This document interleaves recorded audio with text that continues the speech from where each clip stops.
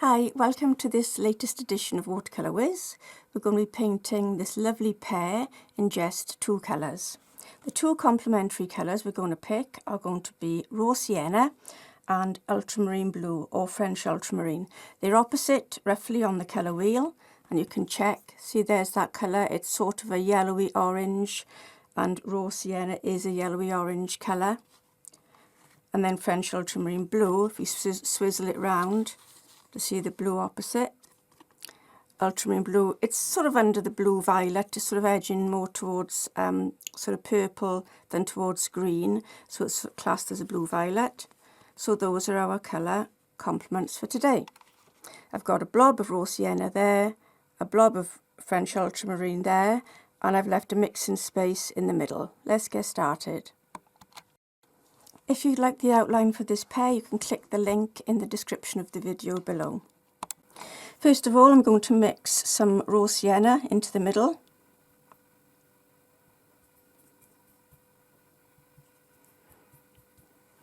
Add some more water. This is good to check, give you an idea of how much paint you need. This is all artistic sort of knowledge. Now that should give me a nice base to cover the whole pear with this colour.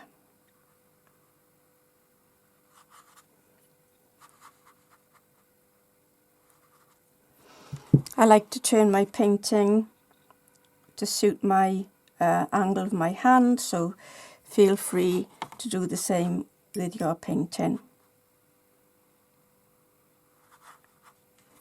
This is giving us a lovely golden colour. Let's do the stem as well. The pencil lines are darker than I would normally do if I was doing this for painting for myself, but I want you to be able to see the outlines, that's why I did it dark. Okay, now straight away we're going to add some more raw sienna, and now a little speck of French ultramarine blue, just to darken this raw sienna down. Because they're complementary, they make nice shadow mixes. So as you can see, I'm painting this onto the wet paint. And here is where we start adding some shadow form.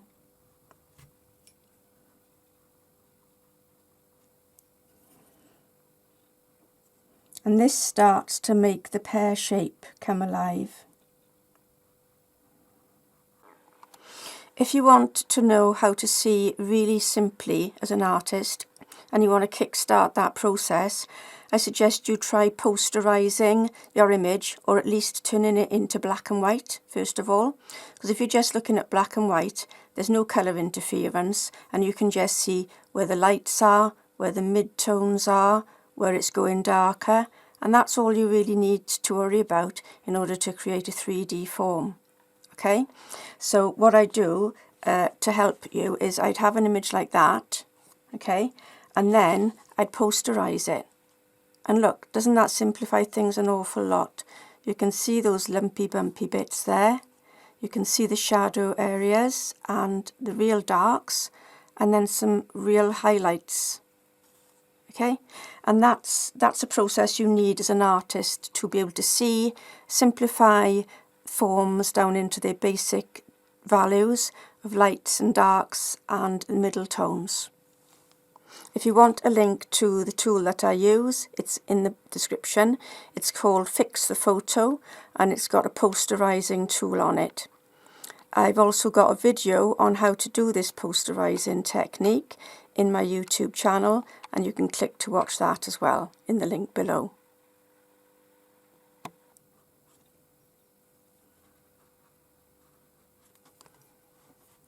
Instead of it being a flat shape now, it's becoming a little bit bulbous and bumpy in places.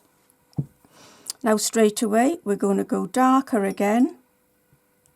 So much richer pigment now, not so much water, and a bit more of the French ultramarine blue. darker again. It's very dark at the base of that stem as it goes into the pear. It's quite a bit of core dark shadow there. There's a bit of a bump there. And then at the base, where it's really out of the light, there's a lot of dark there. There's a bit of a bump there, and there's a little dimple in there. It's like a little sort of cleft in the pear. Also, down this right hand side,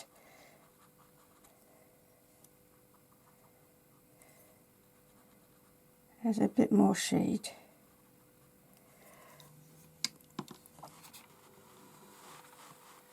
As you can see, it's dried out a little bit there. Okay, so I'm going to remedy that. Rinse your brush, flick it really hard, turn the painting around, and then start re-wetting this area, and then touch into the hard edge that was left, and hey presto, it will bleed back out a bit more softly.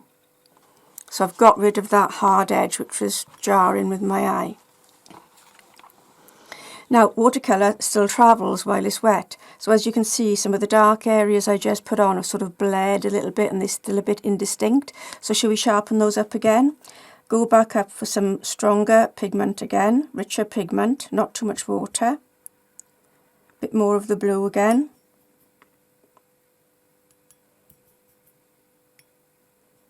I want to emphasize those dark shadows one more time, and this should last then, it should stay put, because as I'm talking, with every second that goes, the paper is drying and there's less chance of the colour bleeding and excuse me, losing its form. There, so those shadows have gone back in again.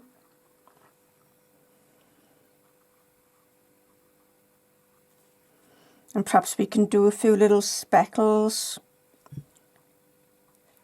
Need to load up quite a bit of paint in order to deposit a speckle. Perhaps I'll put some speckles here and there. We haven't got to do lots of them because the viewer can read that. Okay, now let me show you the surface. See, that's still moist.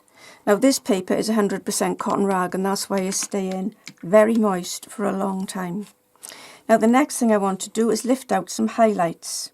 So that the light is coming from over on the right hand side, so I'm going to curve out a highlight there. And a little bit of a one there. Now what I'm doing is I'm dipping my brush in clean water, drying it on a flannel, and then dragging and pressing the brush in to get those highlights. There's a little bit of reflected light bounce over on the left hand side as well. Let's make this one a bit bigger. It's a tiny little glint of light on the shoulder of the pear, just where the stalk goes in, you know.